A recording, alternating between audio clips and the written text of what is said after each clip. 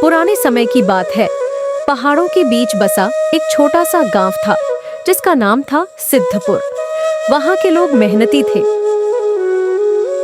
गांव के बीचों बीच एक पुराना पीपल का पेड़ था। कहते थे कि उस पेड़ के नीचे बैठने वाले को अपनी सबसे गहरी गलती याद आ जाती। एक दिन गांव में एक बुजुर्ग साधु आए जिनकी आंखों में अद्भुत शांति थी। साधु ने गांव के इस दुख को महसूस किया और लोगों से कहा, तुम सब अपनी गलतियों का बोझ अपने कंधों पर लेकर घूमते हो। अगर तुम सच में इस बोझ से मुक्त होना चाहते हो तो मैं तुम्हें एक तरीका बता सकता हूँ। गांव के सभी लोग साधु की बात सुनकर उत्सुक हो गए और उनके चारों ओर इकट्ठा हो गए। साधु ने कहा, तुम सबको एक अद्भुत यात्रा पर जाना होगा, भूल का मोती ढूंढने के लिए। यह मोती वही पाता है जो अपनी सबसे बड़ी गलती से कुछ सीखता है और उसे सुधारने की ठानता है।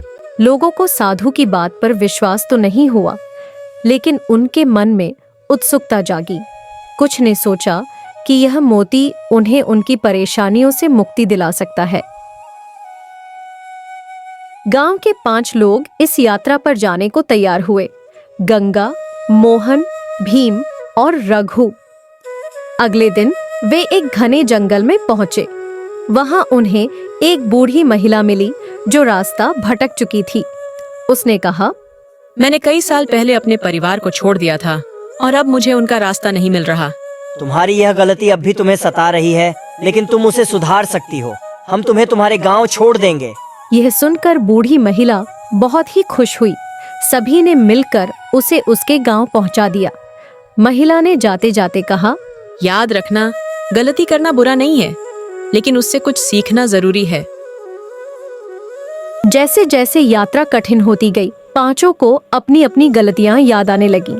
गंगा को याद आया कि उसने अपने भाई से लड़ाई करके उसे घर से निकाल दिया था। मोहन को याद आया कि उसने एक गरीब किसान से पैसे उधार लेकर कभी लौटाए नहीं। भीम को अफसोस था कि उसने अपनी पढ़ाई छोड़ दी थी। सबको को अपनी अपनी गलती का पछतावा था कि उन्होंने लालच में आकर अपने दोस्तों से धोखा किया था।